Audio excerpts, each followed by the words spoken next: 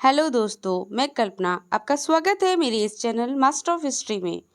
आज मैं आपके लिए यूथ कंपटीशन टाइम के NTA net second paper history के पिछले वर्ष के पेपर लेके आई हूँ, जो आपके एग्ज़ाम दिसंबर नेट 2023 के लिए बहुत ही अधिक लाभकारी सिद्ध होंगे। क्योंकि जब तक हम पुराने पेपर नहीं देख लेते, तब तक हमें एनटीए द्वारा नेट हिस्ट्री के पूछे जाने वाले प्रश्नों का पता नहीं लगता। इसलिए पेपर देने से पहले हमें पुराने पेपर सॉल्व करना बहुत ही आवश्यक है। इसकी सहायता से हमें आए हुए प्रश्नों के द्वारा आने वाले प्रश्नों का एक आइडिया हो जाता है। इसलिए मैं अपने वीडियो के माध्यम से एनटीए नेट हिस्ट्री के पुराने पेपर कराने जा रही हूँ। अगर आपको मेरा ये वीडियो पसंद आए तो लाइक करें, शेयर करें और मेरे चैनल को सब्सक्राइब करें। आज हम यूजीसी नेट परीक्षा जून 2012 इतिहास द्वितीय प्रश्न पत्र हल करने जा रहे हैं। तो आज हम प्रश्न नंबर देखेंगे 21। मैंने 1 से लेकर 20 तक पिछली क्लास में क्वेश्चनों को कंप्लीट कराया है। अगर आपको मेरा 1 से लेकर 20 तक के क्वेश्चन देखने हैं तो आपको मेरी पहली क्लास देखनी पड़ेगी। ये मेरी दूसरी क्लास है। तो चलते हैं हम 21 नंबर प्रश्न की तरफ। किसके कथन अनुसार मुगल हरम सच चरित्रता का मंडप था? तो इसका जो ऑप्शन है निजामुद्दीन अहमद। मैंने इसके उत्तरों को ही शामिल किया है। इसकी व्याख्या आप अपने आप देख सकते हैं और पेपर में इसकी व्याख्या को जरूर पढ़ के जाएं। प्रश्न नंबर 22। मुगल प्रशासनिक व्यवस्था में मीर बख्शी का क्या पद था? इसका जो उत्तर है ऑप्शन नंबर डी है, प्रमुख वेतन अधिकारी। हमारा 23वां प्रश्न है, निम्नलिखित में से कौन सा सामाजिक सुधार अकबर द्वारा नहीं किया गया था? ए है विधवा विवाह के वैधता प्रदान करना, बी विवाह का पंजीकरण करना, सी सती प्रथा पर पूर्ण प्रतिबंध, डी खतना करने की आयु सीमा 12 वर्ष करना। इसका जो उत्तर है ऑप्शन नंबर सी है, सती प्रथा पर पूर्ण प्रतिबंध। आप इसकी व्याख्या को देख सकते हैं। हमारा अगला प्रश्न है प्रश्न नंबर 24। निम्नलिखित में से कौन सा कथन सत्य है? ऑप्शन नंबर ए है, मुगल कालीन भारत में नील का उत्पादन दिल्ली एवं आगरा प्रांतों तक सीमित था। बी मदद ए मशा अनुदानों को औरंगजेब ने वंशानुगत बना दिया। ऑप्शन नंबर सी जागीर ने अलत मग्गा जागीरों के हस्तांतरण की प्रथा आरंभ की। ऑप्शन नंबर डी भू राजस्व निर्धारण की जब्ती प्रणाली को लागू किया गया। इसका जो उत्तर है ऑप्शन नंबर बी है, मदद ए मशा अनुदानों को औरंगजेब ने वंशानुगत बना दिया। हमारा 25वां प्रश्न है, निम्नलिखित घटनाओं को सही कालक्रम में व्यवस्थित कीजिए। पहला है मुगलों का वल्क पर अधिकार। दूसरा है महाबारी समानुपात प्रणाली का प्रारंभ। निजाम शाही का अंत। चौथा है बीजापुर एवं गोलकुंडा से मुगलों की संधि। इसमें ऑप्शन नंबर इसका ए उत्तर दिया है। पहले इसमें महाबारी समानुपात प्रणाली का प्रारंभ, फिर निजाम शाही का अंत, फिर बीजापुर एवं गोलकुंडा से मुगलों की संधि, उसके बाद है मुगलों का बल्ख पर अधिकार। हमारा 26वां प्रश्न है, निम्नलिखित में को सही कालक्रम के अनुसार व्यवस्थित कीजिए।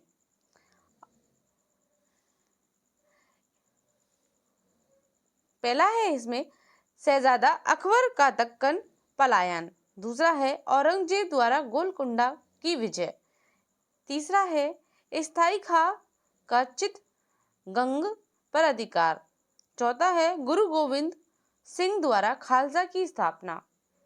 तो इसमें जो इसका उत्तर है ऑप्शन नंबर बी है, जिसमें शाइस्ता खां का चितगंग पर अधिकार, फिर है शहजादे अकबर का दक्कन पलायन, फिर है औरंगजेब द्वारा गोलकुंडा की विजय, उसके बाद है खालसा की स्थापना।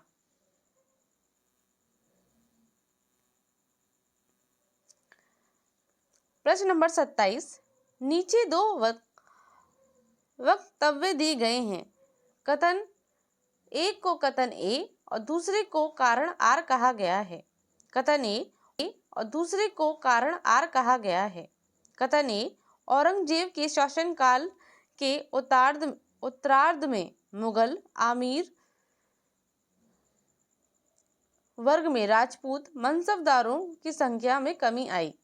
कारण आर, औरंगजेब ने दक्कन से आए अमीरों को बड़ी संख्या में जागीर प्रदान की। इसका जो उत्तर है ऑप्शन नंबर बी है, जिसमें आर और ए और आर दोनों सही है, किंतु आर ए की सही व्याख्या नहीं करता है।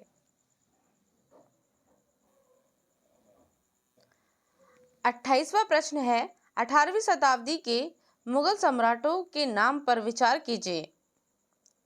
पहला आलमगीर द्वितीय, दूसरा अहमद शाह, चौथा जहांदर शाह, चौथा मोहम्मद बिन शाह।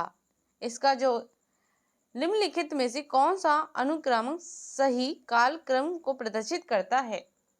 इसका जो उत्तर है ऑप्शन नंबर सी है, जिसमें जहांदार शाह, उसके बाद मोहम्मद शाह, फिर अहमद शाह और फिर लास्ट में है आलमगीर द्वितीय।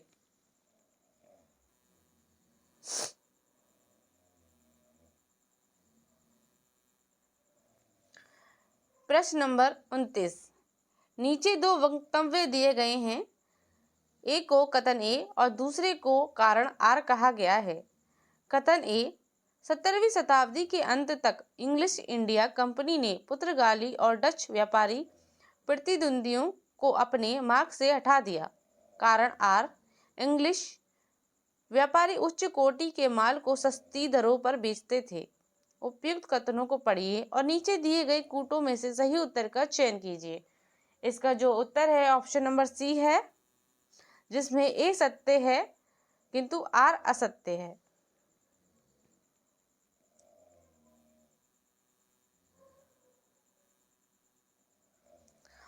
प्रश्न नंबर 30, नीचे दो कथन दिए गए हैं। ए का नाम अभिकथन ए, दूसरे का कारण आर दिया गया है। अभिकथन ए 1857 के विद्रोह का ब्रिटिश द्वारा दमन कर दिया गया था। कारण आर, कुछ को छोड़कर जैसे झांसी की रानी बहुत कम भारतीय शासकों ने इस विद्रोह में भाग लिया। उपयुक्त कथनों को पढ़ें और नीचे दिए गए कूटों से सही उत्तर का चयन कीजिए। इसका जो उत्तर है ऑप्शन नंबर ए है, जिसमें ए और आर दोनों सत्य है और आर ए की सही व्याख्या है।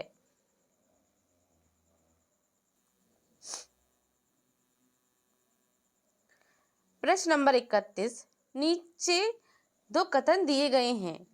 एक को अभिकथन ए, दूसरे को कारण आर का नाम दिया गया है। आप हमेशा ये याद रखिए, ऐसे क्वेश्चन काफी पूछे जाते हैं, इनको अच्छे से पढ़ के जाएं।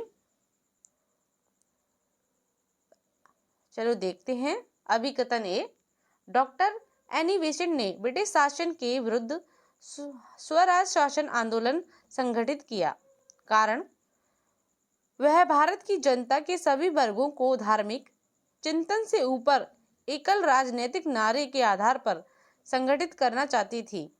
उपयुक्त दोनों कथनों को पढ़ें और नीचे दिए कूटों का सही उत्तर का चयन कीजिए। इसका जो उत्तर है ऑप्शन नंबर डी है, ए सही है और आर ए की सही व्याख्या है। प्रश्न नंबर 32, रॉबर्ट क्लाइव ने मुगल शासक के बंगाल, बिहार और उड़ीसा की दीवानी किस वर्ष में स्वीकार की थी?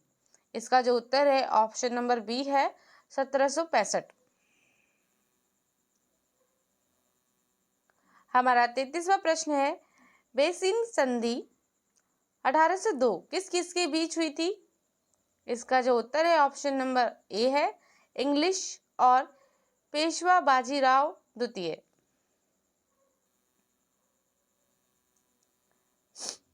प्रश्न नंबर 34, एनी बेसेंट द्वारा प्रारंभ किया गया स्वराज शासन आंदोलन का लक्ष्य क्या था? इसका जो उत्तर है ऑप्शन नंबर सी है, भारत के लिए स्वशासन प्राप्त करना।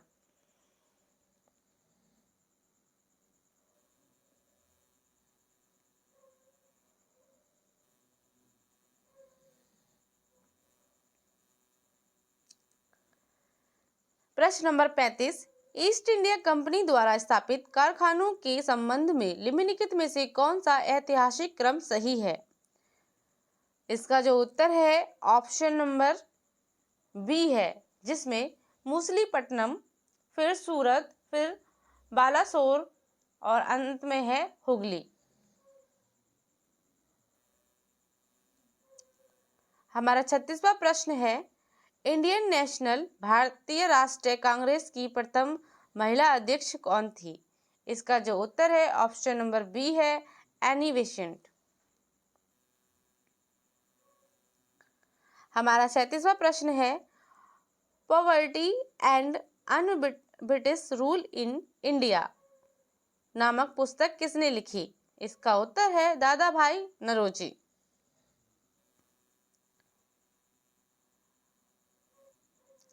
प्रश्न नंबर 38, भारतीय इतिहास में अगस्त 8, 1942 का दिन किस लिए महत्वपूर्ण है? इसका उत्तर है option number D, Mahatma Gandhi द्वारा प्रारंभ किया गया भारत छोड़ो आंदोलन।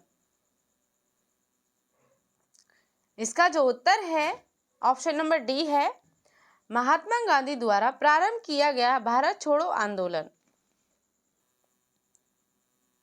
हमारा 39वां प्रश्न है, निम्नलिखित वायसरायों का सही कालानुक्रमांक क्रम क्या है? इसका जो उत्तर है ऑप्शन नंबर ए है, जिसमें अर्ल ऑफ मियो, अर्ल ऑफ नॉर्थबुक, उसके बाद मिंटो द्वितीय, फिर लिथगो।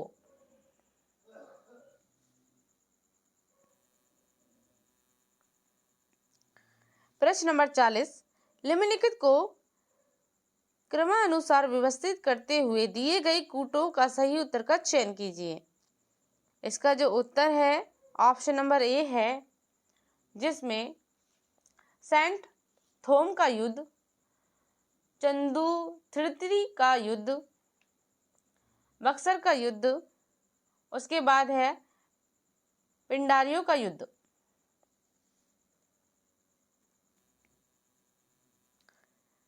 प्रश्न नंबर 41, सूची 1 को सूची द्वितीय से साथ सम्मिलित कीजिए और नीचे दिए गए कूट का सही उत्तर का चयन कीजिए। तो इसमें इसका जो उत्तर है ऑप्शन नंबर डी है, जिसमें पंजाब टेनेसी एक्ट, दी इल्बर्ट बिल, फिर हंटर आयोग, चैम्बर ऑफ प्रिंसेज।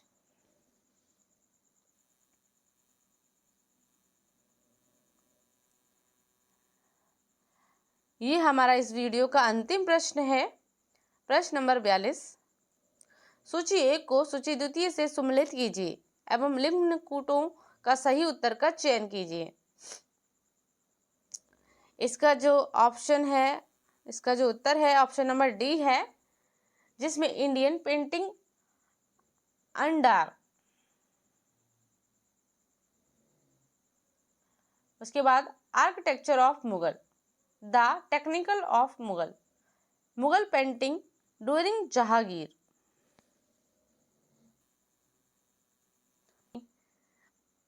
कमेंट्स करें और मेरे चैनल को सब्सक्राइब करें, साथ ही बेल आइकन को दबाएं। धन्यवाद।